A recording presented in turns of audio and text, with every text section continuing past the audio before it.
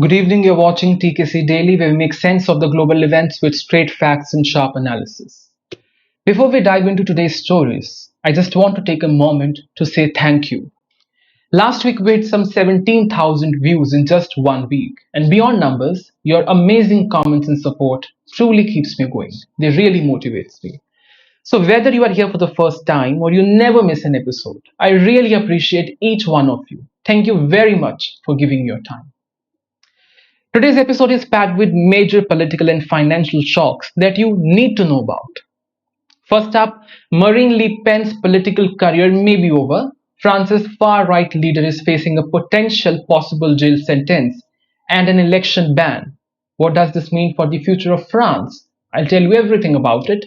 Then Donald Trump is making headlines again, like always, this time with a direct threat to Iran.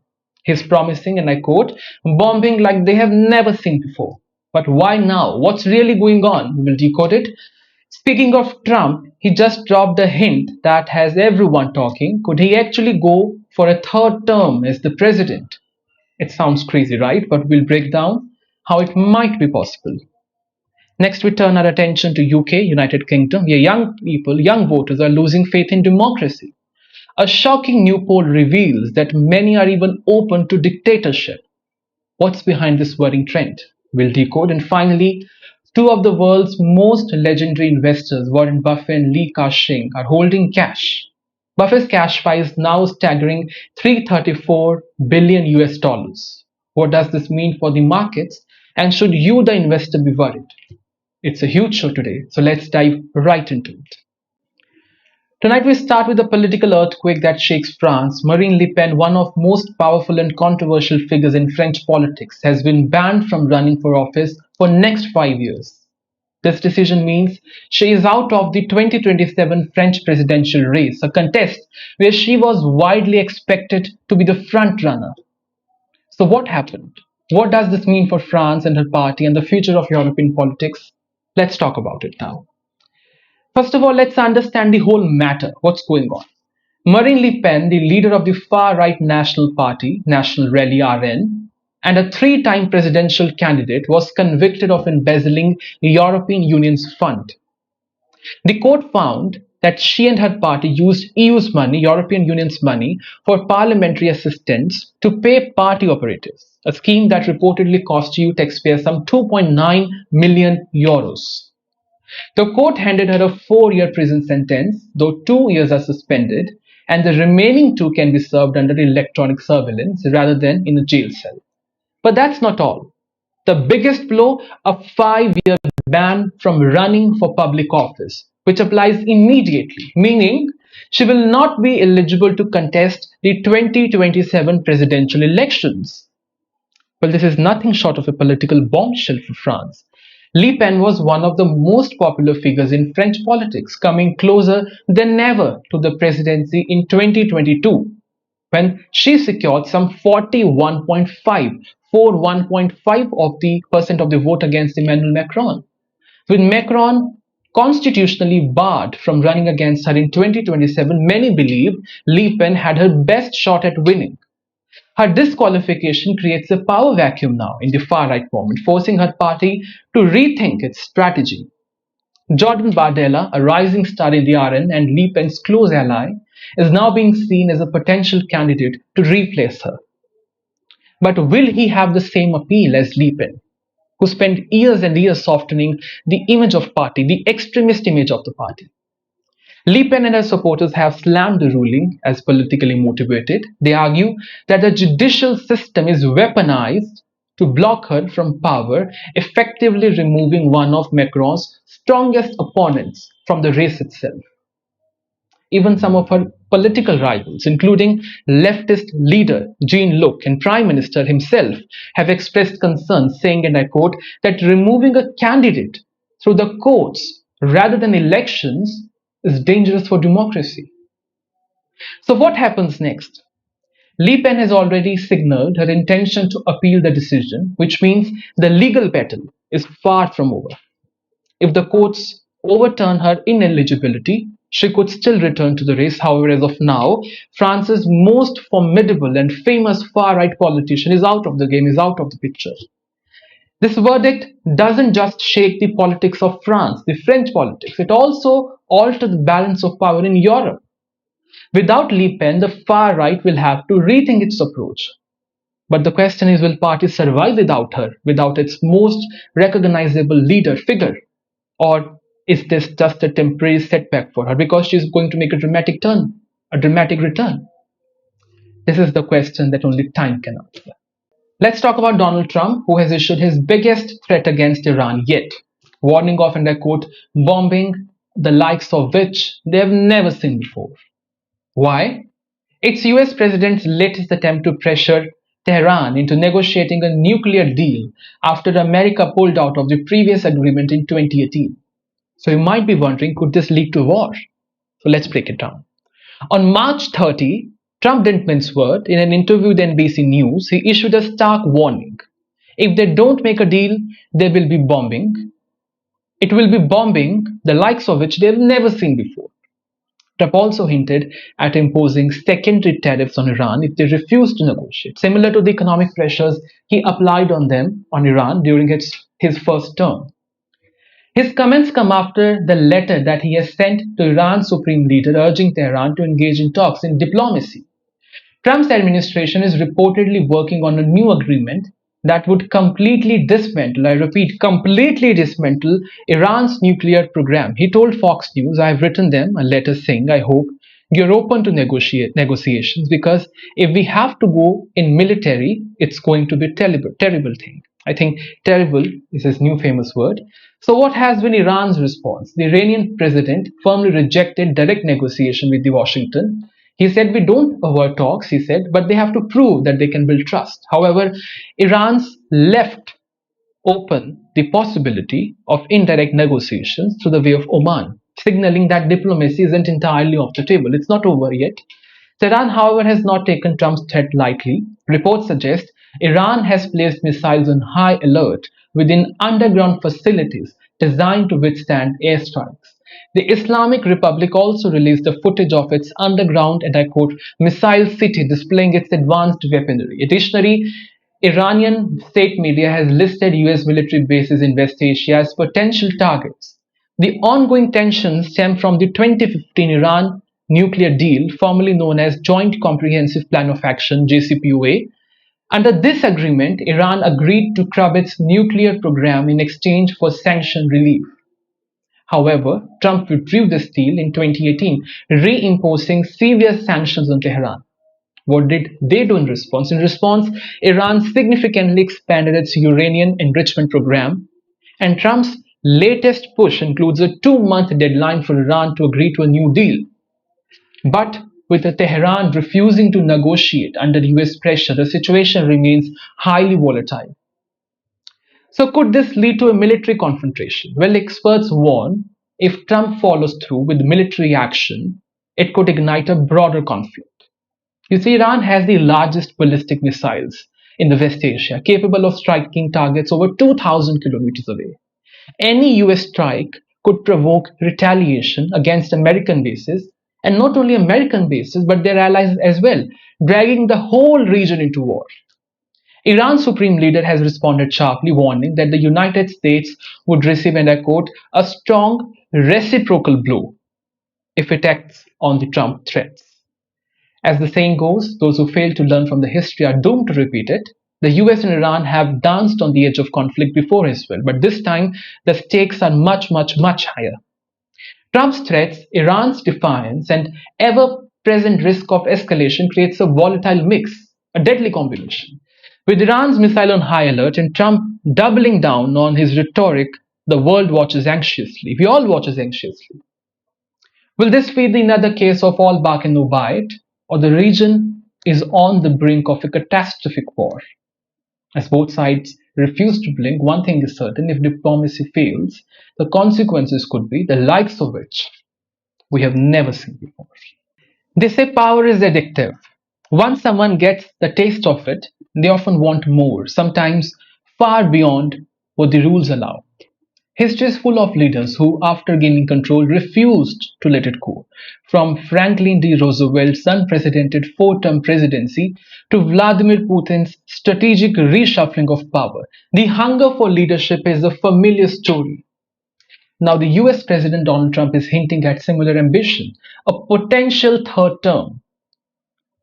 In a recent interview with NBC News, Trump made it clear that he is very serious about the possibility of a third term.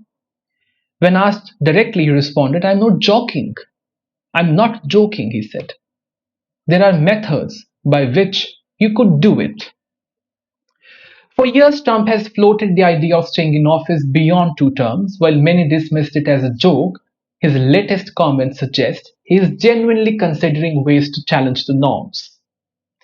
The US Constitution's 22nd Amendment states that no one can be elected as president more than twice. However, it does not explicitly prevent someone from assuming the presidency through succession. Assuming through succession. This distinction has sparked speculation about how Trump could exploit this loophole. Let me give you a theory. One theory says Trump could run as a vice president in 2028. If his running mate were to resign or to be unable to serve, Trump could step in as the president.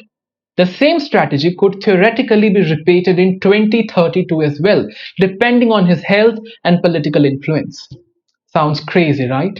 While no US president has ever successfully served more than two terms since the 22nd Amendment was passed in 1951, history do offer some notable examples of leaders who found ways to hold on to power. Let me give you some instances. Number one, Franklin D. Roosevelt won 4 consecutive terms before the 22nd Amendment was enacted to prevent future presidents from doing the same. Then comes Vladimir Putin, who swapped the roles between president and the prime minister to maintain control over Russia for over 2 decades now.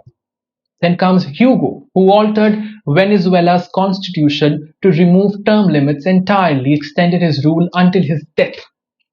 Then comes Xi Jinping of China, who successfully removed presidential term limits, allowing him to rule indefinitely. Then comes Nur Sultan of Kazakhstan, who held on to power for 2 decades and more than 2 decades, modifying constitution and shifting roles in the government. While the US has stronger institutional checks, these cases show how determined leaders can find ways to extend their time and exert their pressure in the office. What are legal experts saying? Legal experts are divided. Some argue that 22nd Amendment's wording leaves room for such maneuver, while others believe that courts or the Congress would step in to block any attempt to circumvent the two-term limit. Trump, however, remains confident in his ability and popularity to rally support. When asked about his future in politics, he simply stated, and I quote, I like working, just like me. He likes working. If I was sitting at the tables of checks and balances, I would not take Trump lightly and would keep my defenses high, my guard high. On a lighter note, the world is already suffering a lot. A Trump third term, well, God save us. Power, stability, and strong leadership. These are the qualities often associated with governance. But what happens when young people, traditionally seen as the defenders of democracy, start expressing a preference for what? For authoritarianism and authoritarian rule. A recent poll conducted by the Focal Data for the University of Glasgow John Smith Center has sparked intense debate online after revealing that more than a quarter, that is 27% of UK's youth aged 16 to 29 would rather live under a dictatorship than a democracy. While democracy still holds a majority preference among young people, that is 57% versus 27%, the poll suggests a worrying trend. Gen Z's faith in democratic institutions is crumbling. Nearly two-thirds, that is 63% of those surveyed, believe that democracy is in trouble in the United Kingdom, and an overwhelming 72% feel that country has become too divided. The increasing skepticism towards democracy is not entirely unprecedented. Across the Western world, Western countries, many young people are growing disenchanted with the political system. Lower voter turnout, rising popularism, and social unrest. These all are the indicators that tell us there is a deep crisis, one where democracy is perceived as failing to deliver on the promises it once said it will deliver. Then adding on to the crisis is the state of UK politics. In the past decade alone, British have seen multiple prime ministers come and go, with no leader managing a complete full term. From Brexit turmoil to pandemic response and ongoing economic struggle, instability has become something of a defining characteristic of UK's governance. For young people who have grown up in the era of chaos, democracy may be no longer seen as an effective solution, effective system it once was. The survey found stark political differences when it comes to authoritarian preferences. Nearly half, that is 48% of the identifying as right wing favored dictatorship over democracy compared to just 17% of those on the left. Additionally, men were more likely to support authoritarian rule than women. Support for strong male leadership also increased with age, suggesting a broader shift, not one that is just limited to young sentiment or the rebellious young people. So the question that we must ask is, why is Gen Z losing faith in democracy? Number one, economic insecurity. The dream of financial stability feels increasingly out of reach for many young people. The survey revealed that financial worries, some 37%, work pressure 23%, and job security 20%, were the leading cause of anxiety. With the cost of living crisis, unaffordable houses, and stagnant wages, many feel abandoned by the democratic system. Then comes our second point, political disillusionment. Young people want solutions, not endless debates. Over a third, that is 36% of respondents, said that they wished politicians were more open, more honest.